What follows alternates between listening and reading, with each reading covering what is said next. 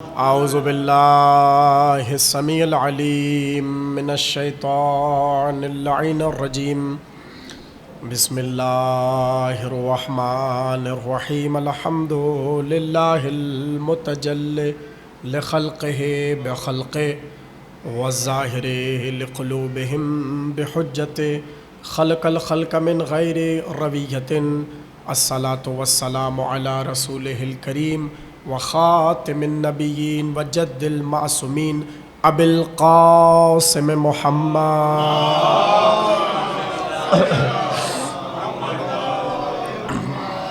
وآلہ الطیبین الطاہرین المعصومین الذین اذہب اللہ عنہم الرجس وطہرہم تطہیرا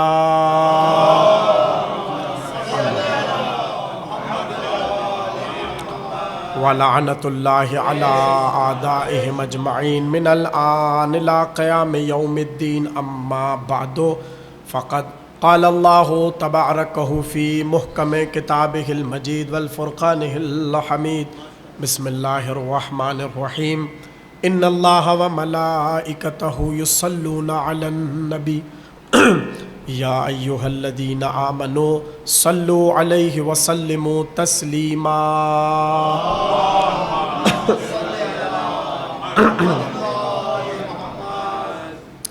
عشرہ ثانی یہاں پر برپا ہے اور سلسلے کی 8ویں تقریر آپ حضرات سماعت فرما رہے ہیں۔ گویا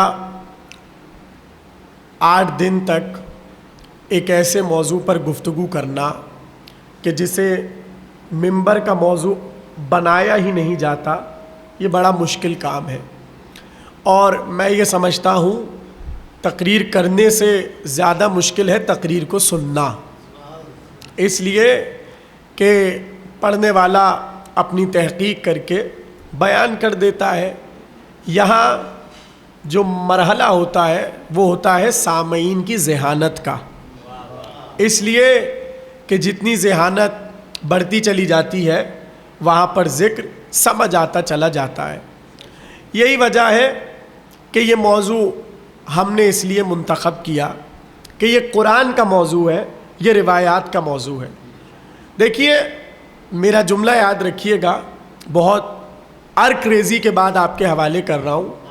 کائنات میں جو کچھ ہو رہا ہے، کائنات میں جو کچھ اللہ کی طرف سے ہو رہا ہے، کوئی امر بھی آپ ذہن میں تصور کریں، اس تصور میں فرشتے شامل ہیں۔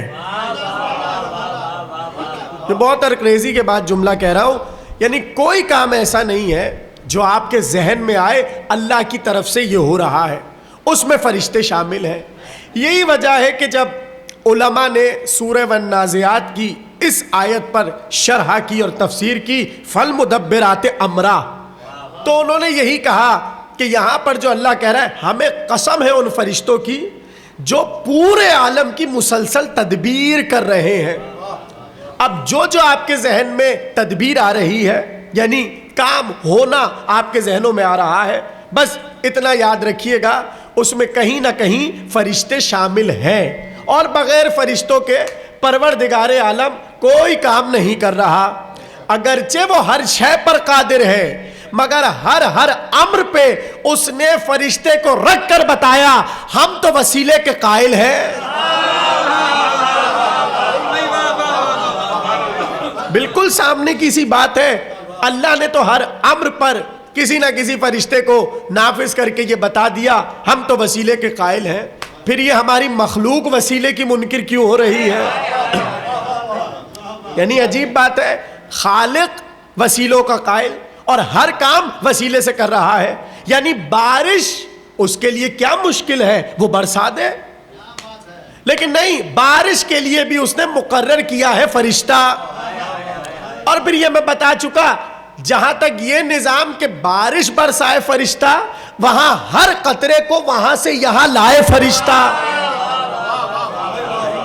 یہ ہے تدبیر عالم، سمجھ رہے؟ یہ ہے تدبیر عالم، یعنی ہر امر پر اس نے فرشتے کو مقرر کر دیا۔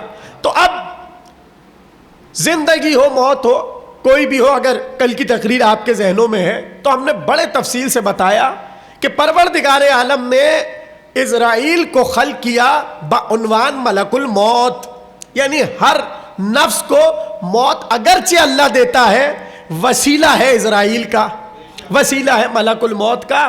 اور عجیب بات یہ ہے، کام کرتا ہے ملک، اللہ کہتا ہے ہم کر رہے ہیں. یہ ہے اہم بات. آپ سمجھیں گے شاید میں کوئی خطابت میں یہ جملہ کہہ رہا ہوں، نہیں، قرآن کی آیت ہے.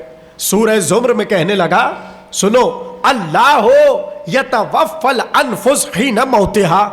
اللہ وہ ہے کہ جو موت کے وقت پر تمہیں موت دیتا ہے. یہ ہے سورہ زمر. اللہ یتوفی الانفس حین موتہا، جب تمہارا مقررہ وقت موت کا آ جائے اللہ تمہیں موت دیتا ہے. پہلی آیت سن لی، موت کون دیتا ہے؟ ہاں، یعنی توفا کا تعلق کس سے ہے؟ اللہ سے. موت دینے والا کون؟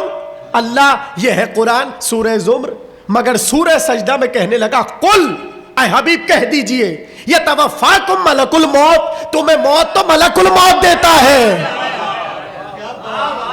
کچھ کہہ رہا ہوں. دیکھیے، جو لفظ پروردگار عالم نے اپنے لیے رکھا، پھر سنیے، یتوفا، اللہ ہے جو وفات دیتا ہے آسان لفظوں میں، اسی کو آپ موت کہہ لیجئے. اللہ ہے جو موت دیتا ہے، پہلے یہ کہنے لگا. پھر سورہ سجدہ میں کہہ رہا ہے، قل، اے حبیب آپ کہہ دیجئے، یتوفاکم ملک الموت، تمہیں جو موت دیتا ہے وہ ملک الموت دیتا ہے. تو اب یہاں پر تو ذہن گھوم گئے، تو دیتا ہے کہ یہ دیتا ہے؟ سمجھے؟ پروردگار تو دیتا ہے کہ یہ دیتا ہے. اب جا کے شیعہ سنی تفاسیر دیکھیے، میں تو دیکھ کر آ رہا ہوں، سب نے لکھا اگرچہ دیتا ملک الموت ہے لیکن چونکہ کام اللہ کا کر رہا ہے، اللہ نے اس کی ڈیوٹی لگائی ہے نا، چونکہ کام اللہ کا کر رہا ہے، کرے گا یہ کہلائے گا خدا کا، کرے گا یہ کہلائے گا خدا کا. اگر یہاں تک تمام شیعہ سنی مفسر آ گئے کہ جو بھی اللہ کا کام کرے گا وہ کہلائے گا اس کا، تو پھر یہی تو وجہ ہے کہ تھا محمد اللہ کا، نبی تھا اس کا، رسول تھا اس کا، حبیب تھا اس کا، مگر کہنے لگا ہم نے تمہیں یتیم پایا، تمہاری پرورش کی، تو پروردگار تو نے تو کی نہیں. سمجھے؟ اگر بات سمجھ آ رہی، پروردگار تو نے کب کی؟ کہا نہیں، ایک گود ہے جس میں پرورش ہوئی ہے، اور وہ گود آغوش ابو طالب. اب میں آپ کے حوالے جملہ کر رہا ہوں، گویا پروردگار عالم نے پہلے موت کے ذریعے ذہنوں کو آمادہ کر لیا تاکہ ابو طالب کے موضوع پہ کسی کو موت نہ.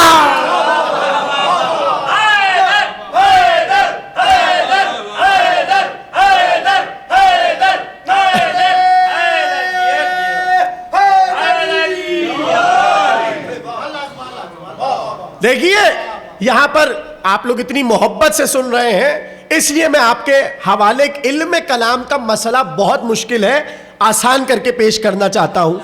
دیکھیے، ایک مسلسل قرآن پر حملوں کی بوچھار ہے، اور وہ یہ ہے کہ قرآن میں ایسی آیات کہ جن میں بظاہر تضاد نظر آتا ہے، اسے کبھی تضاد قرآن کا نام دیتے ہیں، کبھی تناقض قرآن کا نام دیتے ہیں اور اعتراض کرتے ہیں. کہیں تمہارا قرآن یہ کہہ رہا ہے، کہیں تمہارا قرآن یہ کہہ رہا ہے. پہلی آیت تو آپ نے دیکھ لی، کہہ رہا ہے اللہ موت دیتا ہے، پھر کہنے لگا نہیں، ملک الموت دیتا ہے. ایک جگہ کہہ رہا ہے، سنو، خلق تو ہم کرتے ہیں، ہاں، خالق بس اللہ ہے. یہ قرآن کی آیت ہے. اللہ ہو، پھر سنیے آیت سنیے، اللہ ہو خالق کل شے، ہر شے کا خالق کون؟ اللہ کہہ دیا. اب کہنے لگا تبارک اللہ احسن الخالقین. توجہ، پروردگار ایک جگہ تو نے کہا کہ خالق ہر شے کا تو، پھر کہہ رہے بابرکت ہے وہ ذات جو خالقوں میں اچھا خالق ہے. سمجھے؟ اب یہاں پر سوال ہے کہ یہ قرآن میں تضاد ہے؟ اس پہ عجیب علم کلام کی بحث ہے جو آسان کر کے حوالے کروں اور جلدی سے آگے بڑھ جاؤں. علماء نے کہا یہاں تضاد نہیں ہے, یہاں معاملہ یہ ہے کہ پروردگار عالم وسیلہ سمجھانا چاہتا ہے. توجہ دیکھیے, مجھے لگی بھوک, بہت توجہ, مجھے لگی بھوک. میں نے کہا پروردگار مجھے بھوک لگ رہی ہے, تو کیا اللہ قادر نہیں ہے کہ بغیر غذا کے میری بھوک ختم کر دے؟ توجہ, کچھ کہہ رہا ہوں. میں نے کہا پروردگار مجھے پیاس لگ رہی ہے, بغیر کسی مشروب کے, بغیر شربت کے, دودھ کے, پانی کے, کیا وہ قادر نہیں ہے میری پیاس بجھا دے؟ نہیں, وہ قادر ہے بجھانے پر, وہ قادر ہے پیٹ بھرنے پر, مگر اس نے ایک نظام بنایا ہے. اس نے ایک نظام بنایا ہے, جب تک کھانا نہ کھاؤ بھوک نہیں مٹے گی, جب تک پانی نہ پیو پیاس نہیں بجھے گی. وہ قادر تھا بغیر غذا کے کھانے کی بھوک مٹانے پر, اور وہ قادر تھا بغیر پانی کے پیاس بجھانے پر, مگر اس نے ایک نظام بنایا تاکہ تم یہ سمجھو کہ جب تک کھانا نہ ہو بھوک نہیں مٹتی, پانی نہ ہو پیاس نہیں بجھتی, حالانکہ وہ قادر ہے. اگر یہ بات سمجھ آ گئی تو جملہ آپ کے سپرد, وہ قادر ہے بغیر وسیلے کے بارش برسا دے, وہ قادر ہے بغیر کسی وسیلے کے خلق کر دے. وہ ماں باپ کے بغیر خلق کر دے, کیا وہ آدم کو نہیں بنایا؟ ہاں, اس نے کیا حضرت عیسیٰ کو بغیر باپ کے خلق نہیں کیا؟ وہ تو قادر ہے کر دے. کہا نہیں, ہم ایک نظام بنا رہے ہیں, اور اس نظام میں چونکہ عقلیں چھوٹی ہیں نا, تو جو چھوٹے ہیں ان سے ان کی طرف نسبت دے کر بتا رہے ہیں یہ خلق بھی کر سکتے ہیں. کچھ نہیں سمجھے, میں فرشتوں کی بات کر رہا ہوں, یہ خلق بھی کر سکتے ہیں, یہ پانی بھی پہنچا سکتے ہیں, یہ بھوک بھی مٹا سکتے ہیں, یہ بارش بھی برسا سکتے ہیں, یہ موت بھی دے سکتے ہیں. تو یہ کر سکتے ہیں جن کے ذریعے کر سکتے ہیں, کیا وہ نہیں کر سکتے؟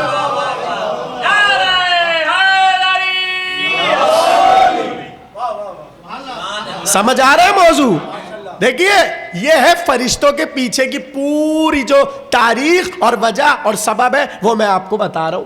یعنی پروردگار عالم نے ذہنوں کو آمادہ کیا فرشتوں کے ذریعے کہ یہ کر سکتے ہیں.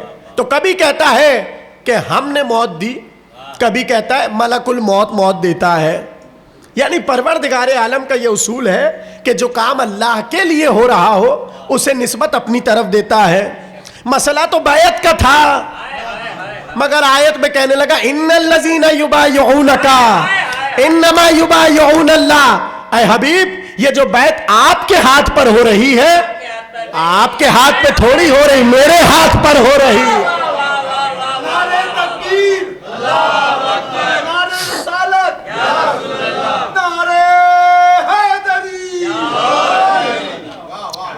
اے حبیب, یہ آپ کے ہاتھ پہ بیعت تھوڑی ہو رہی, ہمارے ہاتھ پر ہو رہی ہے. ہو تو نبی کے رہی ہے ہاتھ پر, مگر کہہ رہے اللہ کے ہاتھ پر ہو رہی ہے. چونکہ اللہ کے لیے ہو رہی ہے تبھی نسبت اپنی طرف دے کر بتایا کہ بظاہر ہاتھ ان کا ہے, ہو میرے ہاتھ پر رہی ہے. پتہ چلا جو حجت خدا ہوتا ہے اس کا ہاتھ بھی اس کا ہاتھ ہوتا ہے. یزید دنیا مانگتا, حسین دے دیتے, مسئلہ اللہ کے ہاتھ کا تھا.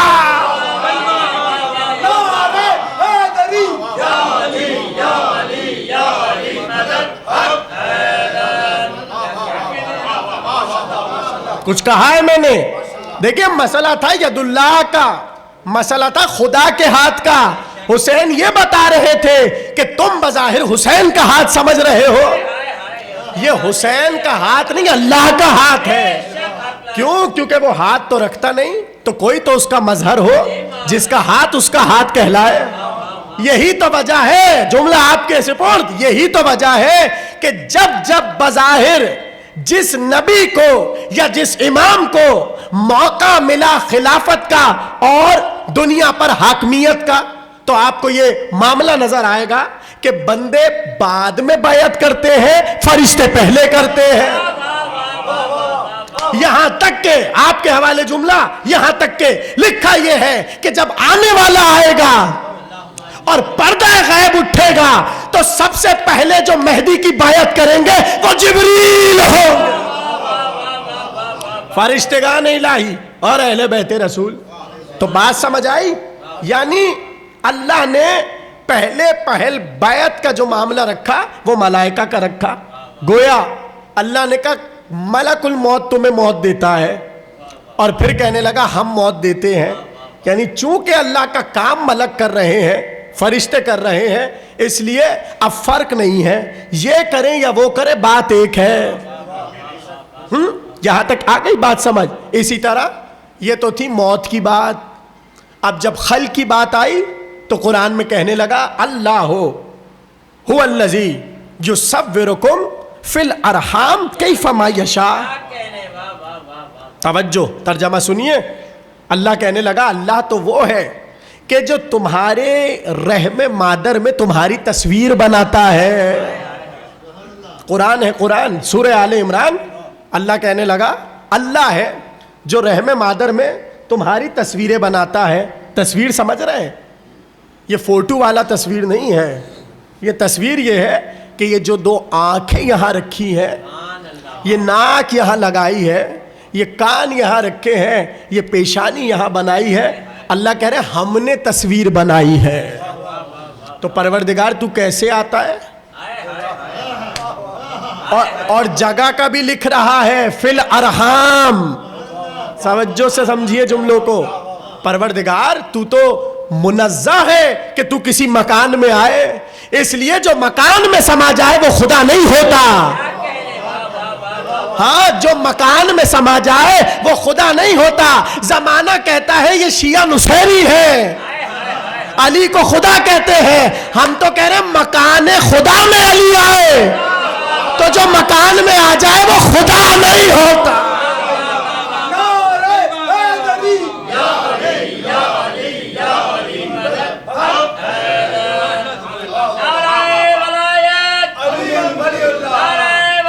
علی ولی اللہ۔ اب اس رات سے بھی پردہ اٹھا اے میرے خدا، اب اس رات سے بھی پردہ اٹھا اے میرے خدا، یہ کائنات بنائی تم نے کن کہہ کر کے کہا یا علی مدد، نعرہ حیدری۔ یہ جو انہوں نے شعر پڑھا ہے نا، یہ نہ سمجھے گا یہ شاعری ہو رہی ہے، حدیث ہے، حدیث۔ رسول اللہ سے پوچھا گیا یہ کن کیا ہے؟ رسول اللہ سے پوچھا گیا، مشارق الانوار کی روایت ہے، شیخ رجب برسی نے لکھا کہ یا رسول اللہ یہ جو کن ہے، کن، یہ کن کیا ہے؟ کہا تمہارے سمجھنے کے لیے کن ہے، باطن میں نام علی ہے۔ اور خود علی کا خطبہ ہے، علی کا خود خطبہ ہے کہ جو لفظ کن ہے یہ ہمارا اسم ہے، یہ ہمارا نام ہے۔ کیا بات ہو رہی تھی؟ کیف ما یشاء، اللہ رحم مادر میں تمہاری تصویریں بناتا ہے، تو اب اللہ تو نہیں بناتا۔ اب یہاں شیعہ سنی تو لکھتے ہی چلے آ رہے ہیں، امام کی حدیث سن لیجئے، توجہ، موضوع ذہنوں میں ہے آپ کے۔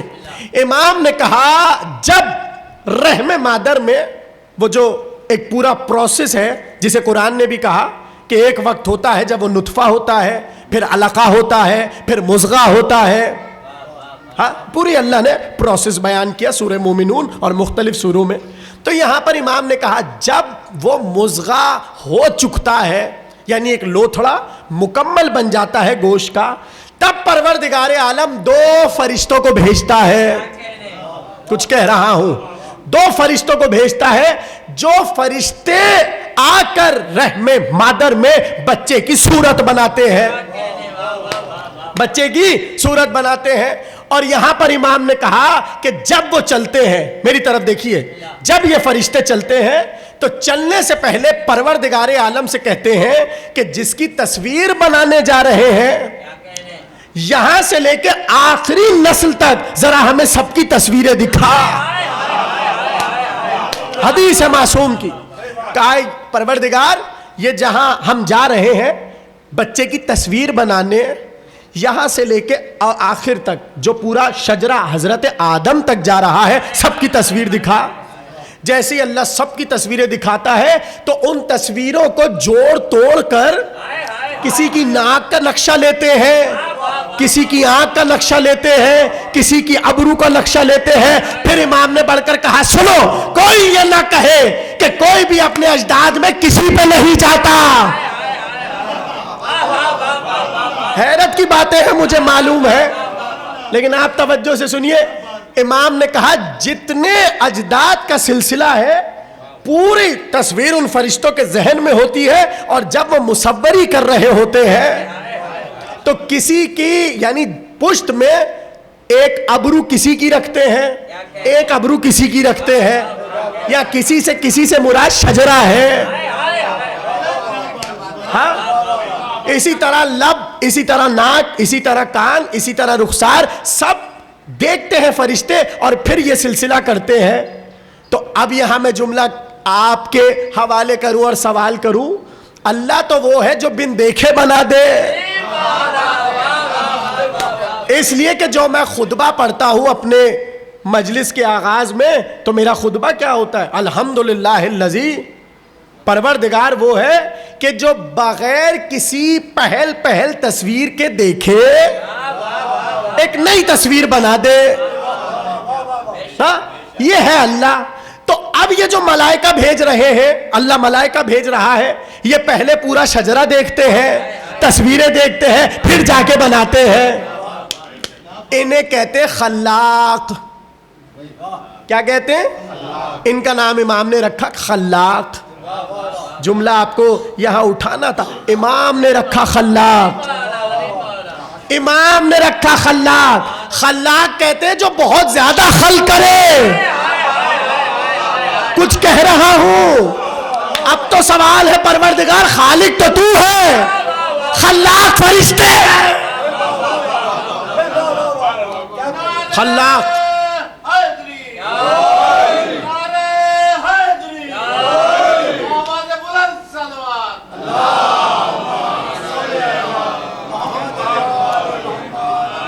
اب یہاں وہ سوال ہے جو میں مسلسل پہلی تقریر سے اٹھا رہا ہوں. خلاق اور عبارت معصوم کے مطابق حالتیں بدلیں گی تو لفظ بدلتا رہے گا. کبھی یہ کہلائیں گے خلاقین، کبھی کہلائیں گے خلاقان. یہ جو دو آ رہے ہیں ان کے نام. اب میرا آپ سے سوال ہے، ایک ہی وقت میں کتنی ولادتیں ہوتی ہیں دنیا میں؟ جو سمجھ گئے وہ سمجھ گئے، جو نہیں سمجھے انہیں سمجھاؤں.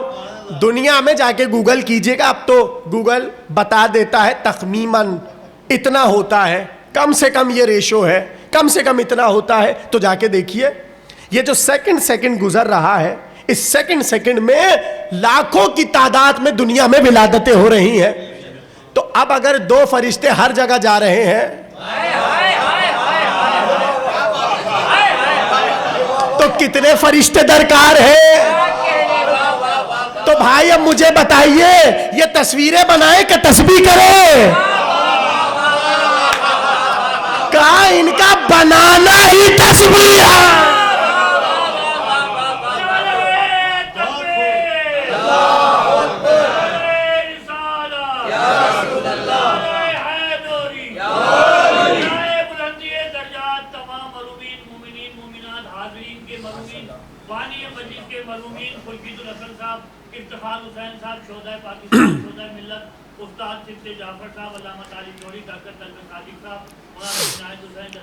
حضرت علامہ ڈاکٹر سید ضمیر اختر نقوی علی اللہ مقامہ بآواز بلند نعرہ صلوات اللہم صلی. آپ یقین کریں میں سب کے لیے دل سے دعا کر رہا ہوں، اس لیے کہ آپ اتنی محبت سے سن رہے ہیں. یہ باتیں سمجھ آنے والی نہیں اور آپ کے سمجھ بھی آ رہی اور آپ داد بھی دے رہے ہیں. یہ بہت حیرت کی بات ہے، کوئی چھوٹی بات نہیں ہے. کہاں تک پہنچے ہم؟ یعنی یہ ہے خلاق، اور مسلسل ولادتیں ہو رہی ہیں. یعنی ہر جگہ پہ پروردگار عالم دو ملائکہ کو بھیج رہا ہے جن کا کام ہی ہے مصوری کرنا. اب آپ خود سوچئے کہ اتنے تو بس مصور ہیں جن کا کام یہ ہے، تو بتائیے کون تعداد فرشتہ گن سکتا ہے اور یہ کہہ سکتا ہے کہ اتنی تعدادیں ہم نے طے کر لی؟ سمجھ رہے ہیں نا؟ یا اچھا یہ بھی حدیث میں ہے کہ یہاں اللہ آرڈر دیتا ہے، وہاں ان کی تخلیق ہوتی ہے. یعنی جیسے دنیا میں انسان بنتے چلے جا رہے ہیں ویسے یہ بھی بن رہے. اب یہ حدیث کی بات نہیں ہے، میں چونکہ ذہن ذرا سا لگاتا ہوں اور سوچتا ہوں کہ یہ ہو سکتا ہے کہ نہیں، تو آپ حدیث نہ سمجھیے گا، یہ میری فکر ہے جو میں آپ کے حوالے کر رہا ہوں. اللہ نے کہا ہر تصویر بناتا ہے خدا، کہاں؟ فی الارحام. اور بناتے کون ہیں؟ تو صرف شکل انسانوں کی تو نہیں ہوتی. بھائی تھوڑا سی میری اپنی بھی باتیں سنیے. تصویریں صرف انسانوں کی تو نہیں ہوتی، جانوروں کی بھی تو شکلیں ہیں. چلیے انسان تو بہت مشکل سے کبھی 2 ہو گئے جڑوا، کبھی 3 ہو گئے، کبھی 4 ہو گئے، بس. کتنے جانور تو ایسے جن کے 10 بچے ہوتے ہیں. اب ہر ایک پہ 2 خلاق. اسی طرح چرند پرند جہاں بھی تصویر آ رہی ہے خلقت کی، بنا کون رہا ہے؟ فرشتہ. اب اگر یہاں تک آپ بات سمجھ گئے تو اب میں بڑی حیرت میں آپ کو ڈالنے جا رہا ہوں ایک حدیث سنا کر. توجہ. یعنی موت کون دے؟ ابھی فرشتہ بولیے جیسے رئیس بھائی بول رہے. دیتا بے شک اللہ ہے. موت کون دے؟ بارش کون برسائے؟ خلق کون کرے؟ رزق کون دے؟ اور قطرے کون لے کر آئے؟ تصویریں کون بنائے؟ اب ایسے اگر میں فہرست کرتا جاؤں خدا کی قسم 1 گھنٹے تک میں بولتا رہوں، آپ فرشتہ فرشتہ کرتے رہیے. آپ یہاں تک اگر پہنچ گئے، عجیب بات آپ کے حوالے. امام نے فرمایا سنو، جب بھی پروردگار عالم کسی بھی ملک کو کسی بھی امر کے لیے خلق کر کے بھیجتا ہے، ما من ملک یحبطہ اللہ، کوئی ملک ایسا نہیں ہے جسے اللہ بھیجتا ہو فی امر ما یحبطہ الا بدع بالامام. کوئی بھی ملک اپنا کام اس وقت تک شروع نہیں کر سکتا جب تک امام سے اجازت نہ.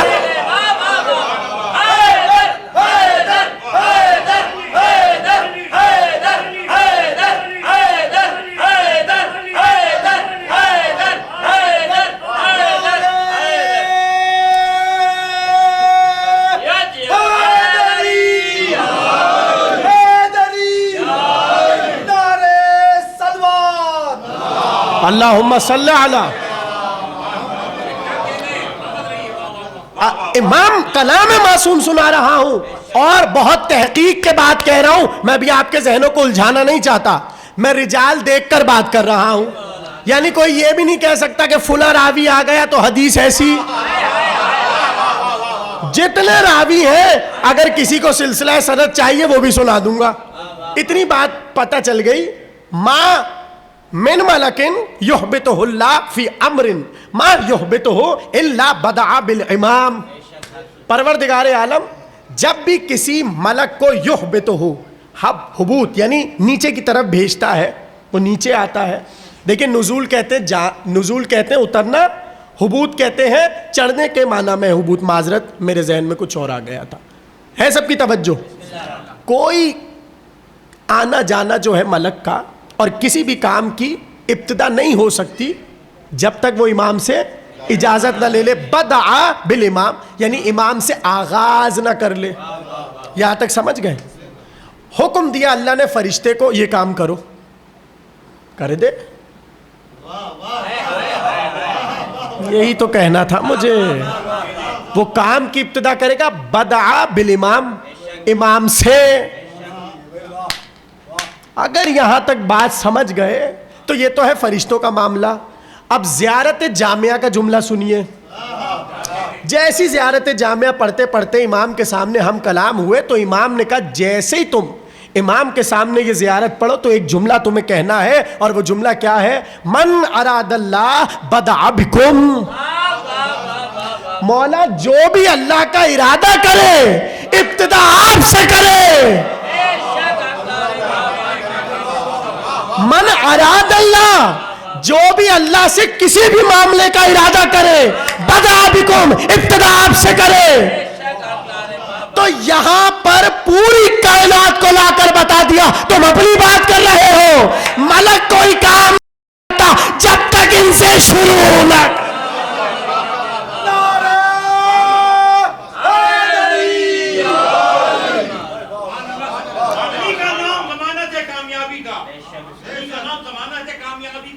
علی کے ذکر سے جنت ضرور ملتی ہے, علی کے بک سے کچھ ملے نہ ملے مگر لعنت ضرور ملتی ہے. محمد بلندر صلوات. لعنت ضرور ملتی ہے, انسانوں کی الگ ملتی ہے, ملائکہ کی الگ ملتی ہے.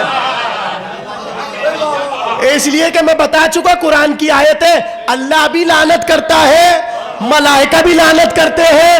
پوچھا کس پہ ملائکہ لعنت کرتے ہیں؟ کہا منکر ولایت علی پر. حدیث معصوم.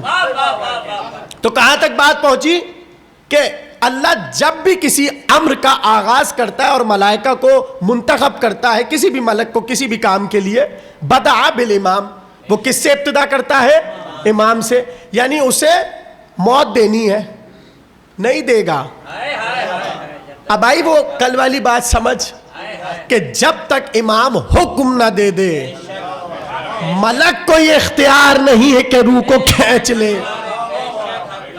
ہر کام جو امور زمانہ ہے, جب تک حکم امام نہ ہو, با حکم الہی, یعنی امام کے حکم پر اللہ کا حکم, اور دونوں کا حکم ایک.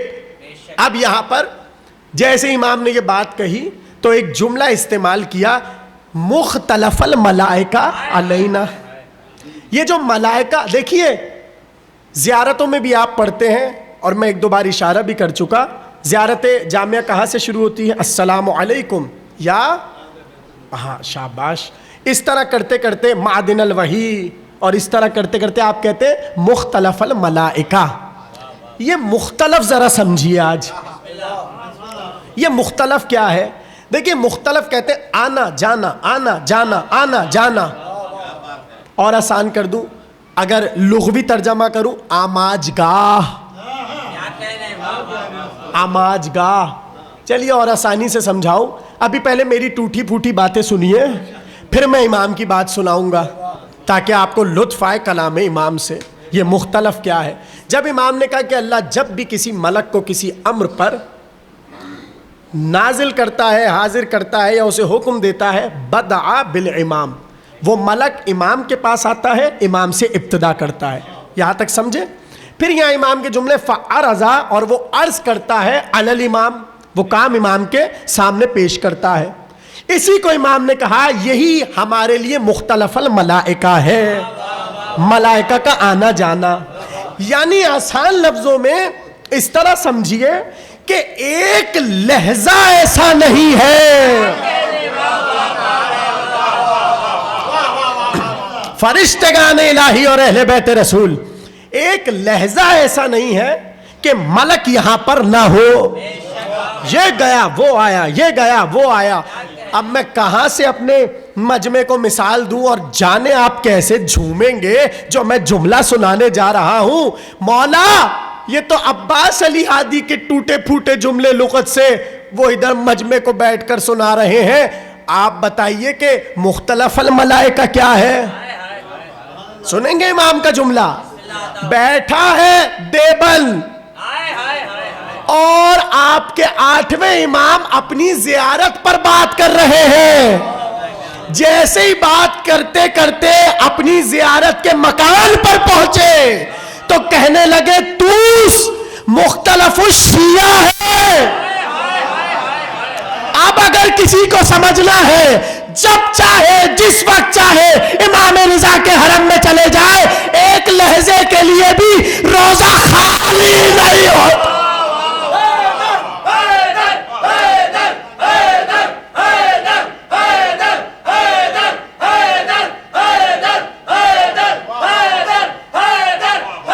سب مل کے کیجئے بھائی. حیدر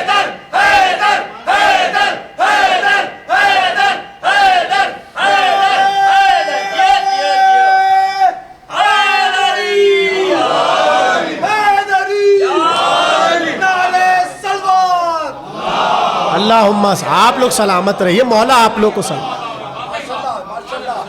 مختلف الملائکہ سمجھ آیا؟ یعنی آنا جانا آنا جانا آنا جانا۔ اب آپ جو جا چکے وہ جا چکے، وہ جانتے وہ گواہی دیں گے۔ ہم تو خود ارے جس وقت جاؤ، جو نہیں گئے پروردگار تجھے اس مجلس کا واسطہ سب کو امام رضا کا روضہ دکھا، اللہ سب کو زیارت کا شرف عطا فرمائے۔ جب جائیں نا، جب جائیں، میرا جملہ میں آپ سے کہتا ہوں انشاءاللہ سب جائیں گے بھائی، اتنا تو مولا دیں گے نا مجھے، ان کا ذکر کر رہا ہوں، میں سب کے لیے دعا کر رہا ہوں، مولا جناب سیدہ کے صدقے اسی برس سب کو امام رضا کا روضہ دکھا دے۔ تو جب بھی وہاں تشریف لے جائے تو میرا جملہ یاد کیجئے گا، دن میں جائے، رات میں جائے، شام میں جائے، صبح کو جائے۔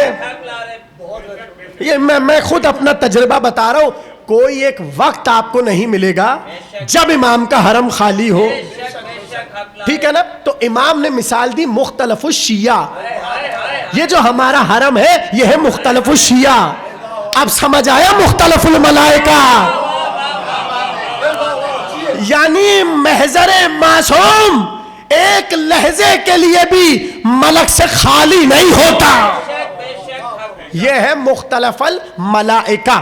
یعنی امام نے بتایا ہمارا یہ جو گھر ہے یہ ہے مختلف الملائکہ۔ اور ایک جملہ میں نے کہا تھا، اب آ گیا تو کہہ کے جلدی سے بڑھ جاؤں بھئی، ہمارے ہاں جب کوئی مسئلہ ہو جائے، اختلاف ہو جائے اور اسے حل کرنے کا موقع ہے تو ہم تلاش کرتے ہیں کہ ہم اپنے مسئلے کو یا اپنے معاملے کو فلاں سے حل کروا لیں، اور اس کی طرف قرآن نے بھی کہا، بلکہ قرآن نے تو کہا اگر تمہارے درمیان نزاع ہو جائے اور جھگڑا ہو جائے یا کوئی معاملہ سلجھ نہ پا رہا ہو تو پھر اللہ کی اطاعت کرو، رسول کی اطاعت کرو، اولی الامر کی اطاعت کرو۔ یہ تو ہمارے لیے حکم ہے۔ تو سوال یہ ہے کیا فرشتوں میں بھی ہوتا ہے کوئی معاملہ؟ میں بہت آہستہ بول رہا ہوں، روایت سنانے جا رہا ہوں، کیا فرشتوں میں بھی کبھی کوئی معاملہ خراب ہوتا ہے؟ وہ تو جب پتہ چلا سلمان و ابو ذر ڈھونڈ رہے ہیں علی کو، یہ آج صبح سے ہم مولا علی کو ڈھونڈ رہے ہیں، ہمیں نظر ہی نہیں آ رہے، نظر ہی نہیں آ رہے۔ ایسے میں رسول اللہ سے پوچھا، یا رسول اللہ آج تو علی صبح سے نظر ہی نہیں آ رہے۔ اب جملہ سنیے، رسول اللہ نے کہا ہاں سلمان، وہ فرشتوں کے درمیان اختلاف ہو گیا، میں ذمہ داری سے پڑھ رہا ہوں، فرشتوں کے درمیان اختلاف ہو گیا، اور یہ وہاں کا قانون ہے کہ جب بھی فرشتوں کے درمیان کوئی اختلاف ہو، فیصلہ کرنے والا ابو طالب کا بیٹا ہوتا۔ یہ ہے فرشتگان الہی اور اہل بیت رسول۔ بس بہت توجہ سے سنیے، تقریر کو سمیٹ رہا ہوں۔ خلق کرے کون؟ فرشتے۔ موت دے کون؟ اب قرآن نے عجیب بات کر دی، اور بات یہ کہ سورہ رعد کہنے لگا یہ تمہارے آگے پیچھے دائیں بائیں، ہاں بجلی والا ظاہر ہے، کہنے لگا کہ تمہارے دائیں بائیں آگے پیچھے ہم تمہاری حفاظت کرتے ہیں۔ اللہ حفاظت کرتا ہے۔ جب تفاسیر کی طرف دیکھا اور پوچھا، شیعہ سنی سب نے لکھا، سب کو دیکھیے گا، انہوں نے کہا اصل میں اللہ نے کچھ فرشتے مقرر کیے ہیں جو انسانوں کی حفاظت کرتے ہیں۔ چونکہ فرشتے حفاظت کرتے ہیں اس لیے انہیں محافظ فرشتگان کہتے ہیں، حفاظت کرنے والے فرشتے۔ اب بھائی حفاظت کرنے والے کا کام کیا ہوتا ہے؟ ذرا سی مشکل آئی، مثلاً مسعود صاحب میرے محافظ ہیں، ذرا سی مشکل آئی تو میں اب کسے پکاروں گا؟ محافظ کو۔ تو یہاں شرک ہوگا کہ نہیں ہوگا؟ میں کچھ کہنا چاہ رہا ہوں۔ اللہ نے کہا فرشتے تمہارے محافظ، میں نے کہا یا جبریل مدد، پتہ نہیں سمجھ رہے کہ نہیں سمجھ رہے، میں نے کہا یا میکائیل مدد، یا اسرافیل مدد، یا عزرائیل مدد، یا دردائیل مدد، یا فطرس مدد، یا سلسائل مدد، یا محمود مدد۔ شرک ہوا کہ نہیں ہوا؟ ارے فرشتے کیسے حفاظت کرتے جب اللہ حفاظت کرنے والا ہے؟ تمہید یہیں تک تو لانا تھا، تمہید اس لیے تو باندھی تھی، کام ہے اللہ کا، چونکہ ملک کر رہے ہیں تو اب ملک کو پکارنا شرک نہیں ہوگا۔ محافظ اللہ ہے، مگر نبیوں کے لیے اللہ نہیں آیا، آدم کے لیے علی آئے، نوح کے لیے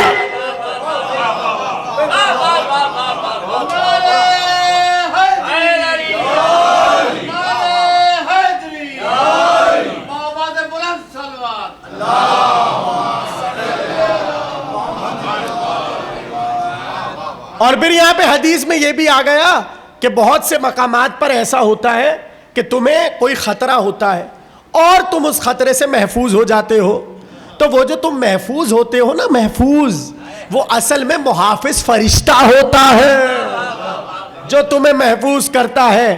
تو پتہ چلا ایک صنف ہے محافظ فرشتوں کی۔ اب میں پوچھوں یہ کتنے ہیں؟ بھائی سمجھے نا، یہ کتنے؟ اب ظاہر ہے ادھر ماشاءاللہ اتنا مجمع بیٹھا ہوا ہے، اب سب کے ساتھ روایت کے مطابق دو دو ہیں، اب دو دو سب کے ساتھ لگائیے تو کیلکولیشن شروع کر دیجئے دنیا میں تعداد کتنی ہے۔ اچھا کتنے آ گئے ان کو بھی گنیے، اور کتنے چلے گئے انہیں گزری، اور جو آنے والے ان کو آپ کیسے گن سکتے ہیں؟ تو یعنی جتنے آ رہے ہیں ان کے ساتھ دو محافظ، تو ایک صنف یہ ہے۔ تو اب بتائیے آپ تعداد لگا سکتے ہیں؟ پتہ یہاں بھی نہیں پتا کہ فرشتے محافظ کتنے ہیں۔ موضوع کی گہرائی سمجھ آ رہی ہے آپ کو؟ ڈیپ سمجھ آ رہی ہے؟ یعنی آپ کسی نتیجے تک پہنچ ہی نہیں سکتے۔ اب یہ ہو گئے محافظ فرشتے، آخری جملے تقریر کے۔ اب جاگ کے سنیے گا، بالکل تقریر تمام ہو رہی ہے۔ ایک گروہ آج کی حد تک، اور پھر کل انشاءاللہ گفتگو بڑھائیں گے۔ ایک گروہ ہے جنہیں کہتے شافی فرشتے۔ اب ان کا کام کیا ہے؟ یہ شفا دیتے ہیں۔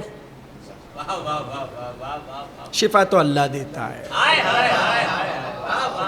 ہاں دیتے ہوں گے، ڈاکٹر کرتا، ڈاکٹر آپریشن ہے، دوا بھی ڈاکٹر دیتا ہے، شفا اللہ دیتا ہے۔ شرک تو نہیں ہو رہا نا؟ نہیں، کا وسیلہ بنایا ہے ڈاکٹر کو، شفا بے شک اللہ دیتا ہے۔ تو آپ کا بنایا ہوا ڈاکٹر تو شفیع بن جائے، شافی بن جائے، اللہ کے بنائے ہوئے فرشتے کا شفا نہیں دیں گے؟ تو ذہنوں میں سوال ابھرا، فرشتوں تم نے کس کو شفا دی؟ کوئی تو موقع ایسا دکھاؤ تاریخ میں۔ اب آپ لوگ کو یہی تو حیرت ہو رہی ہوگی کہ موضوع ملائکہ اور بچپن سے ایک ہی ملک سنتے آ رہے ہیں، اس کا ذکر تو ابھی 8ویں تقریر ہو گئی، آیا ہی نہیں، لیجئے وہ آ گئے۔ پتہ کیسے چلا فرشتے کیسے شفا دیتے ہیں؟ تفسیر میں لکھا سب نے کہ جب حضرت نوح کو پتھر مارے جاتے تھے تو بیچارے یہاں سے لہو، یہاں سے لہو، یہاں سے لہو، پورے زخمی۔ توجہ، فضائل کا آخری جملہ ہے، زخمی۔ ایسے میں جیسی صبح آتی نوح بالکل ٹھیک، اس لیے کہ تبلیغ کرنی ہے۔ اب لوگ دیتے، کہتے بھائی یہ تو رات کو بڑے زخمی گئے تھے گھر پہ، اب یہ جو آئے کیا ہٹے کٹے ماشاءاللہ، کوئی زخم نہیں اور کوئی پٹی نہیں بندھی ہوئی ان کے، بالکل ٹھیک ٹھاک۔ تو یہاں پہ مفسرین نے لکھا اللہ نے نوح کے لیے چند فرشتے مقرر کیے تھے، اور وہ کیا کرتے تھے کہ جیسی نوح علیہ السلام کو زخمی کر دیا، وہ رات کو آتے اور نوح کو اپنے پر لگانا شروع کرتے۔ جیسے جیسے پر لگتا جاتا نوح کو شفا ملتی جاتی۔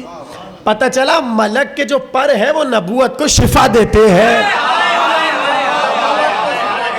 کچھ کہا ہے میں نے؟ نبوت کے پر اس اوج پر کہ نبوت کو شفا دے، مگر جب فرشتے کے پر کا معاملہ آئے وہ شفا لینے حسین۔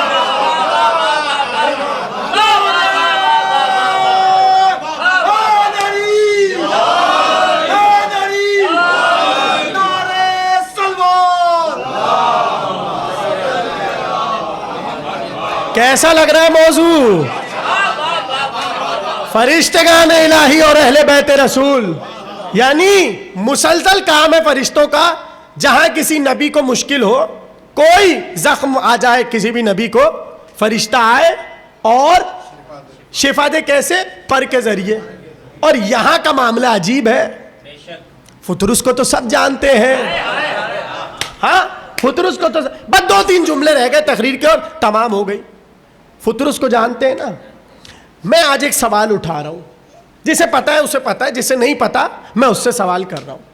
دیکھیے فرشتے جو ہیں نا، فرشتے گناہ نہیں کر سکتے، اس لیے کہ فرشتے معصوم ہیں.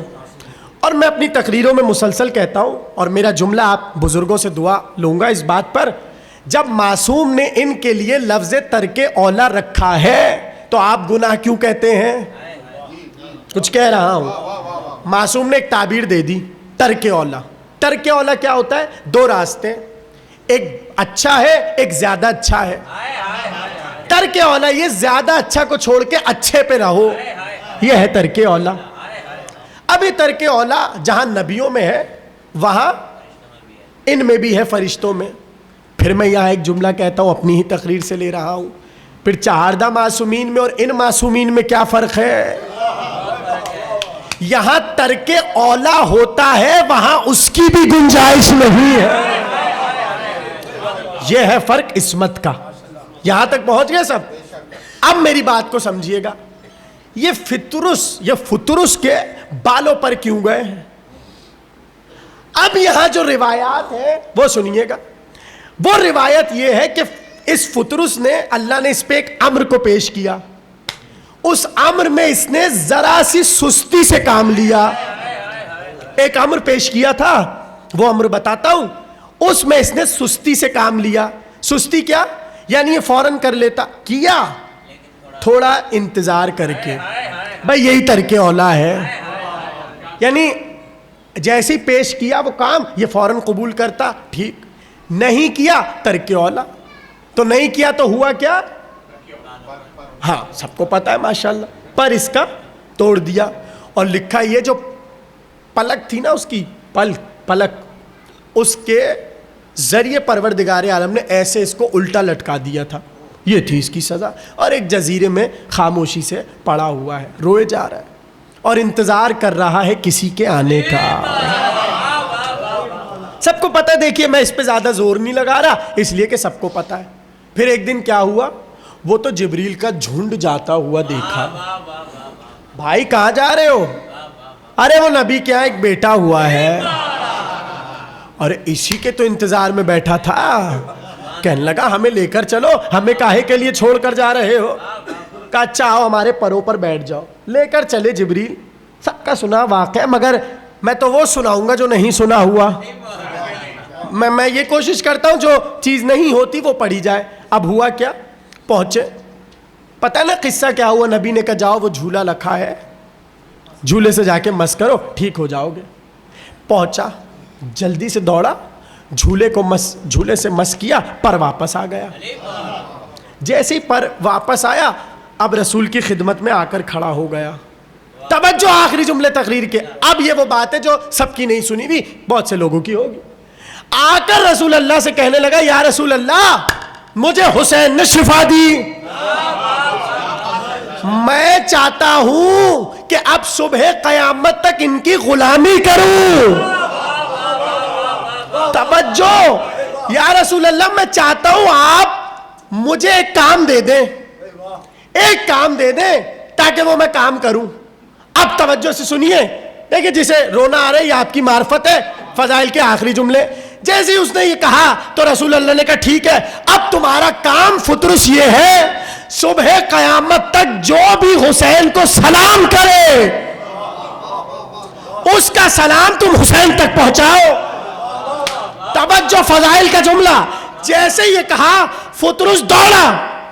لیکن اس سے پہلے ظاہر ہے کہ جب سلام کی بات ہوئی تو نبی نے پوری کربلا فطرس کو سنا دی. جیسے ہی سنائی اب یہ دوڑا. رسول نے کہا کہاں جا رہے ہو؟ کہا کربلا. کہا ابھی یہ واقعہ ہوا نہیں ہے، کہا ایک سستی کرنے پہ انجام تھے.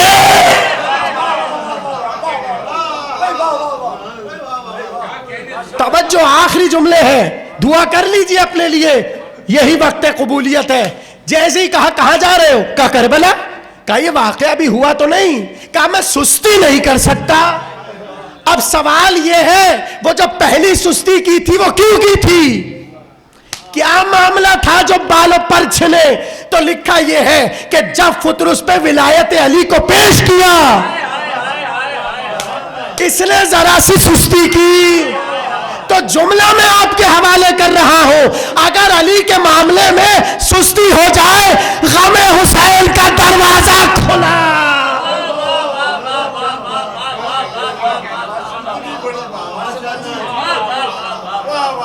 ختم ہو گئی تقریر. فطرس ولائے علی کی قبولیت میں بس ذرا سی سستی برتا, ذرا سی سستی برتی, بالوں پر چھن گئے. اب موقع ہوتا تو پھر میں آپ کو ایک دو باتیں اور بتاتا, لیکن بس میں آج کی تقریر تمام کر رہا ہوں. یہیں سے کل میں تقریر کو جوڑوں گا. پروردگار آپ سب کی دعاؤں کو قبول فرمائے. یہ ہے حسین کی کریمی.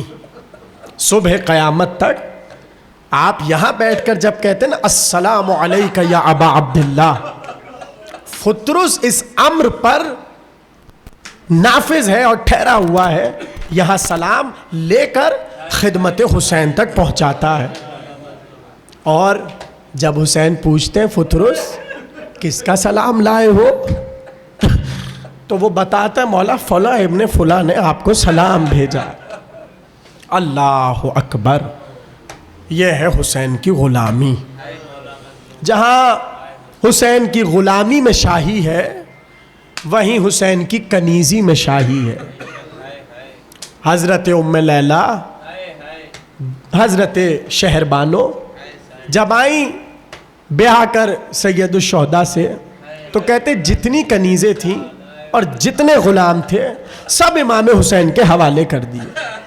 کہنے لگی میرے والی یہ ساری کنیزیں, یہ سارے غلام میں نے آپ کے سپرد کر دیے. وہاں پر یہ لکھا ہے کہ ایک کنیز ایسی تھی کہ وہ اتنی امام حسین کی مطیع تھی, اتنی اطاعت کرنے والی تھی کہ خود ایک دن آ کر شہر بانو بی بی سے کہنے لگے یہ تمہاری کنیز شیری تو بہت عجیب و غریب اطاعت میں مغن رہتی ہے. جیسے ہی پتہ چلا کہ مولا تعریف کر رہے ہیں, آنکھوں سے آنسو آئے اور کہنے لگی مولا یہ آپ کی کنیز ہے, آپ جو اس کے معاملے میں فیصلہ کرنا چاہیں کیجئے. حسین نے کہا چونکہ یہ بڑی خدمت گزار ہے, ہمارا ایک چاہنے والا بھی آیا ہوا ہے حج کرنے کے لیے, حج کے بعد ہماری زیارت کو آئے گا تو ہم یہ کریں گے کہ شیریں کا بیاہ اس سے کر دیں گے. وہ بڑا مال و دولت رکھتا ہے, بڑا ہماری محبت میں سرشار ہے. شیری کو بلایا, کہا شیری حسین تجھے آزاد کر رہا ہے. پھوٹ پھوٹ کے رونے لگی. ایک جملہ کہوں بہت آہستہ سے, تڑپ جائیں گے آپ. کسی کو اگر غلام یا کنیز کو آزادی ملے تو وہ کتنا خوش ہوتا ہے, مجھے آزادی مل گئی. واہ رے حسین کے در کے غلام. جیسے ہی آزادی کا نام آیا پھوٹ پھوٹ کے رونے لگے. کہا مولا آپ مجھے آزاد کر رہے ہیں, اس کا سبب کیا ہے؟ کہا شیریں حسین تیرے لیے ایک اچھا فیصلہ کرنا چاہتا ہے. کہیے مولا. کہا شیریں فلاں فلاں ہمارا چاہنے والا ہے, ہم تیرا عقد کرنا چاہتے ہیں. کہا مولا کنیز آپ کے حکم کے سامنے سر تسلیم خم کرے گی, جو فیصلہ فرمائیے کیجئے. ہو گئی بات, امام نے شادی طے کی, پوچھا کہ شیریں سے اجازت ہوئی, سارے معاملات ہوئے. اب وقت رخصت آیا.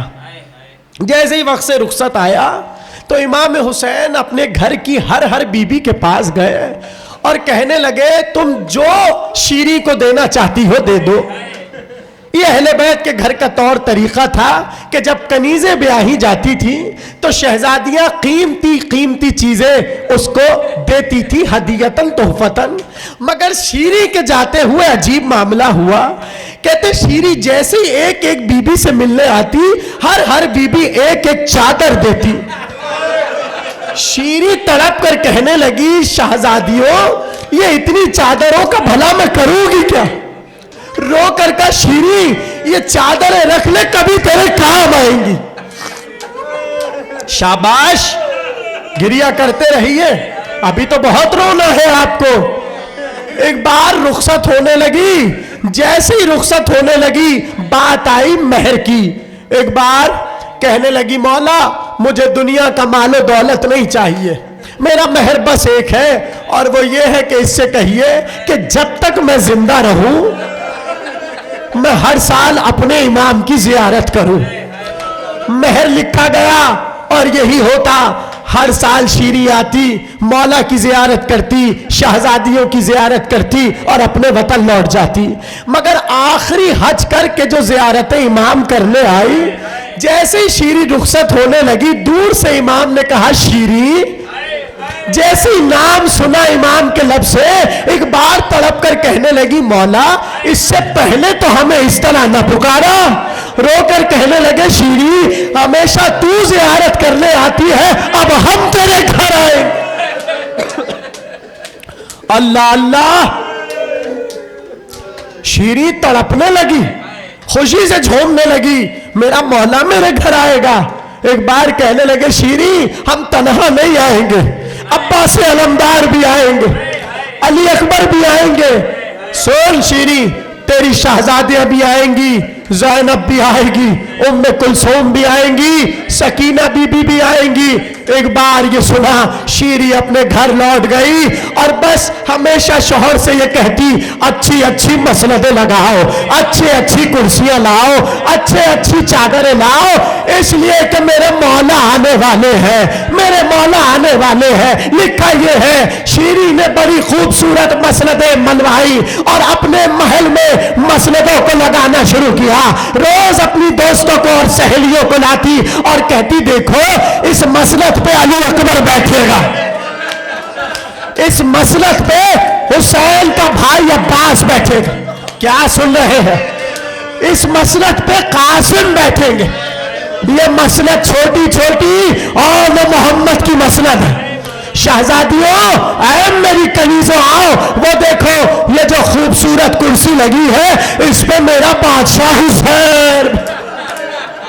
کیا گریہ کر رہے ہیں؟ آخری جملے تقریر کے.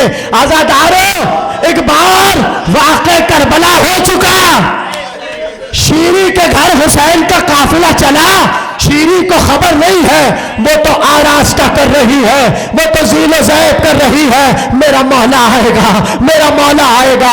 ایسے میں شیری ایک روز اپنے گھر میں تھی, باجوں کی آواز آئی, شادیانوں کی آواز آئی. شیری سمجھی میرے مولا آ گئے, مگر گھر سے باہر نہ گئی. شوہر کو بلایا, کہا جاؤ جا کر دیکھو یہ کیسا خوبصورت سما ہے, اس لیے کہ کانوں میں مسلسل باجوں کی صدا ہے, شاید میرا مولا آ گیا. کوفے والے استقبال کر رہے ہیں, جاؤ میرے والی ذرا جا کر تو دیکھو ماحول کیا ہے. شیری کا شوہر چلا, ایک بار بازار کوفہ میں آیا, اب جو منظر دیکھا سر کو پیٹنے لگا, دوڑا دوڑا آیا, کہا شیری تیرے مولا تو نہ آئے مگر کوئی قافلہ آیا ہے جن کے بردوں کے سر نیزوں پر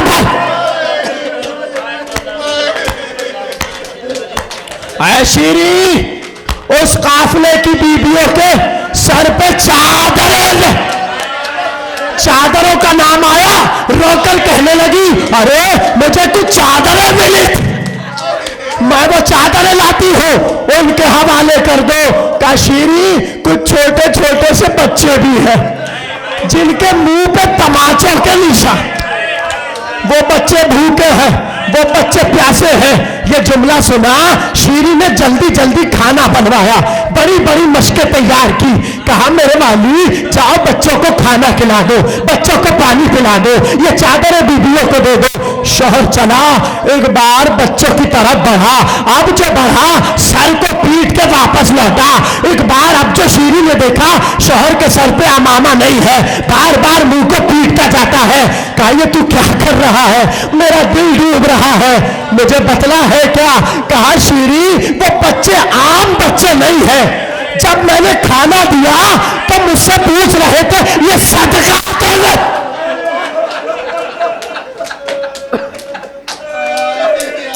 آخری جملہ, شیری पूछते थे ये सदका तो नहीं है। श्री तू तो जानती है ना सदका आले मोहम्मद। आखिरी जुमला, ये जुमला सुना, एक बार सीढ़ी ने सर को पीटा, कहा मुझे ले चल, तुझे सैयदा का वास्ता, मुझे ले चल, मैं घर से बाहर जाना चाहती हूँ, मैं उन्हें देखना चाहती हूँ। अब जो चमक सीढ़ी बाजार में आई, अब जो बाजार में आई, कटे हुए सड़क को देखा। आखिरी जुमला देखा, आगे आगे कैदी है जिसके हाथ में हथकड़ियां, पैरों में बेड़ियां। शीरी तड़प गई मगर उसकी तरफ ना बढ़ी। एक बार देखा बीबी है जो बीबियों के झुरमुट में है, शीरी उसके तरफ बढ़ी, रोकर कहा बीबी बस इतना बता दो तुम कहाँ की रहने वाली। आवाज आई मदीने की। शीरी ने सर पीटा, कहा किस महल्ले की हो? कहा महल्ला बनी हाशिम। बस जो महल्ला बनी हाशिम सुना, शीरी का दिल फटने लगा, कलेजा फटने लगा, रोकर कहने लगी अच्छा इतना बताओ कि तुम वहां की शहजादियों को जानती हो? आवाज आई कौन सी शहजादियां, जरा नाम तो बता। रोकर कहने लगी बाजारों में, मैं उनका नाम कैसे? करीब आकर बता। करीब जाकर कहा ज़ैनब को जानते। एक बार बालों को हटाया, कशीरी मैं ज़ैनब शहजादी हुसैन कहा, वो नेज़े पर सरे हुसैन। आखिरी जुमला शीरी ने कहा बस इतना बताए।